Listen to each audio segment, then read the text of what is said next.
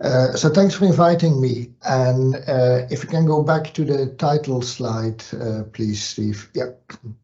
Okay. What I'm going to argue today in this brief talk is that ChatGPT actually has learned something that we have become very good at. And I'm also going to look forward at a world where ChatGPT will become ubiquitous, which I think it will, just like grammar checkers and Wikipedia. Next slide, please. So just a little bit about myself. I've worked on the kind of technology that's behind ChatGPT, that's deep learning, since 1987. And I think it's relevant I've worked on that for so long, because many people who work on AI have started after 2010 generally. And all they have seen is the current, can I have the previous slide back, please? Oh, sorry. Oh, come on.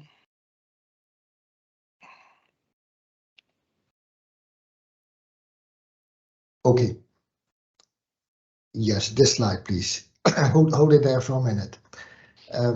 So I've worked on the underlying technology since 1987, and it's relevant because most people working on AI only have seen the current overheated AI environment, and I would say overhyped AI environment. Things I have seen, for example, is the AI winter of the 1990s, where research groups tried to develop what's called logic-based AI, rule-based systems, fifth generation AI, an approach that has completely failed and that has ultimately led to the sort of AI we have now, which is a statistical based AI. So I've seen that. And finally, the last point on this slide, in 1991, I changed my way of examining for my neural network module to coursework only. So students had to do computer simulations and write a report about it. And of course, they would collaborate. And so there would be a certain amount of overlap, but then I would set them an oral exam, and in that oral exam, I was not looking for plagiarism, and by the way, Turnitin didn't exist at that time, but I was looking for originality or lack of originality, and I've always worked that way, in not just focusing on plagiarism or literally copy and pasting, but at looking at a degree of originality, which I think is more valuable. So I think that there are 3 points where my experience has come close to ChatGPT. The next slide, please. Okay, very briefly, so ChatGPT is called a transformer. It's a neural network. There are about 175 billion parameters. That's a lot, but Google is currently bringing one out with 500 billion parameters. So this is a world where larger is better. It's trained on 700 gigabyte of text. This is actually not that much. That are a couple of hundred or a couple of thousand encyclopedias. But don't forget that ChatGPT is working in nearly 100 different languages. And so that's all there in that 700 gigabyte. So ChatGPT learns the context of words. So it learns to predict a future word, as we've seen in Mike Webb's talk, and it predicts that with a certain probability, as he showed us. ChatGPT also learns from feedback from users, and it contains many heuristic rules to filter out offensive language, to deal with people who might have mental health problems, etc. So I think that's a brief description of ChatGPT, but I have to add one thing here, and that is ChatGPT uses what I will call randomness to deal with prompts it hasn't seen before. And that's quite essential of these large language models, in that there is a certain randomness, and technically this is called something different. This is encoders, decoders, regularization, etc. But just to simplify it, I will call this randomness or stochasticity. And that leads me to what's at the bottom of the slide. It's a paper by people closely linked to Google, and they warned for the dangers of stochastic parrots. So they called ChatGPT a stochastic parrot, and I think that is what it is. So it essentially repeats what it has learned, but with a certain randomness, and it needs that randomness to deal with unknown prompts. And that may sound simple, but this is actually, there is 30 years of research in these multi-layer neural networks that have gone into a technology like ChatGPT. So this is my only slide with an overview. So it's a large system, and it is a stochastic parrot. So it parrots what it has seen, but with some randomness. Next slide, please. I want to bring in something what may at first seem unrelated to ChatGPT, but I will bring it together on my following slides.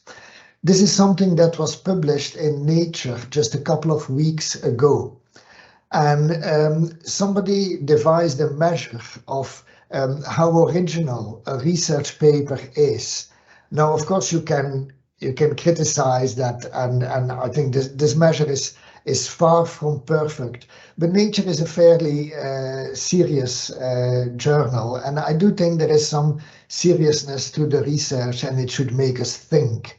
If you look at that, you see since the 1950s a sharp decrease in the originality of the research that is being produced.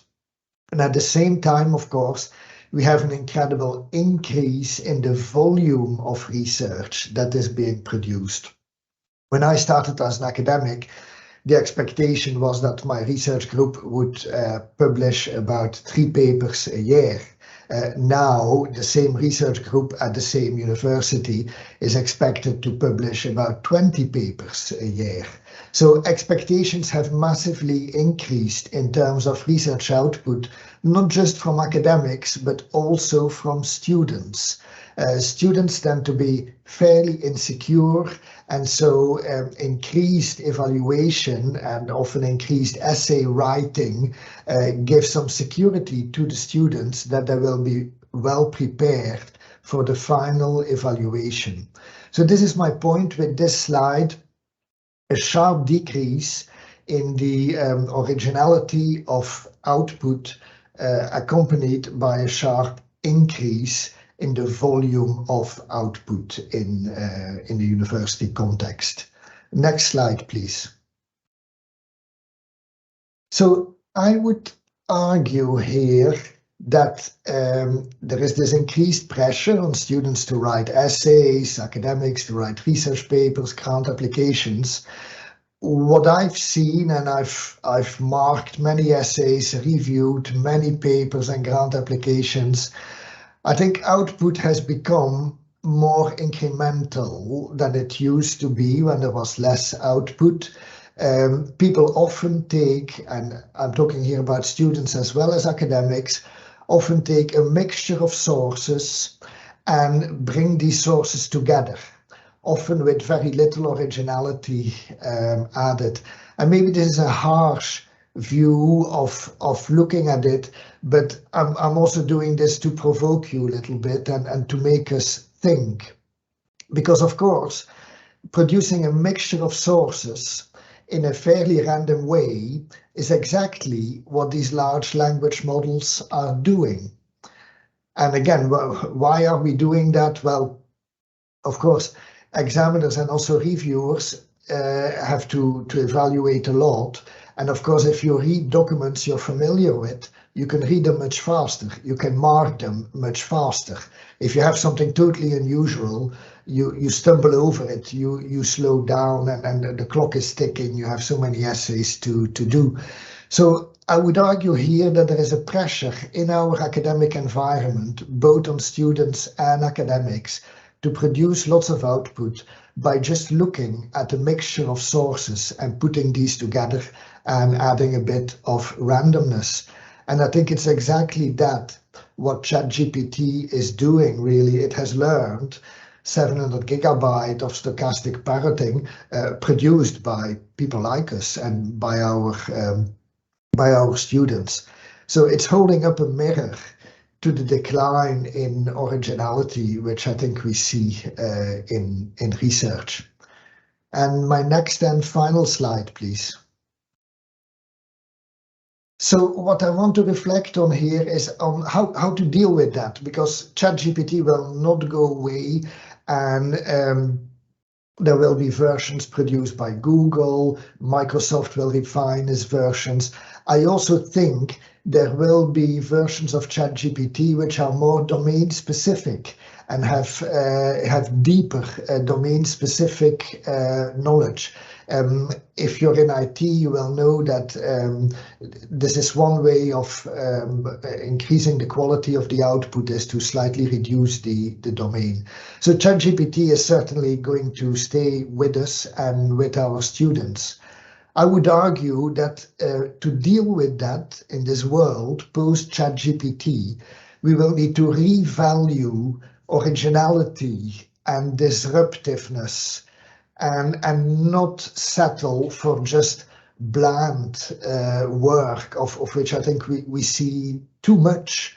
And if we want more originality and disruptiveness, I think there's a price to pay for that, and that is going to be a reduction in the volume of output. What we currently see, the incredible increase in output in academia, as I say, from academics and students, in my view, is not sustainable, or the only way of sustaining it is starting to massively use ChatGPT and the like. So it is a safe way to avoid failure and to produce things that are plausible or likely. And also, don't be mistaken, there may be some factual errors in ChatGPT, but Google and Microsoft are putting enormous resources in improving the accuracy. And in the early days of Wikipedia, there were also a fair amount of errors, and there still are, but the accuracy of Wikipedia has massively improved from its early days. And we are going to see that with these large language models as well. So again, this is a plea in the end, in the post-ChatGPT world, to value ideas that can fail, to value originality and disruptiveness. And I think we can only fare well by that. I think our society, the progress of technology, and also the mental health of the academics and of the students who are producing all this, can only fare well from a critical reflection on ChatGPT. Thank you very much. Thank you so much, Philippe. That was another fantastic talk, and you can see by the reaction that we're getting on screen there, I think everyone else agrees with you with it. So thank you. Unfortunately, due to the technical difficulties at the start, we have run to time, and in the interest of kind of keeping all the speakers in line for the rest of the webinar, I'm so sorry, but we're going to have to move on. I'm so sorry, Philippe. No problem. Thank you. Well, we do have lots of questions in the chat, but it was another great talk, so thank you. I will try to pick up some questions from the chat. Thank you.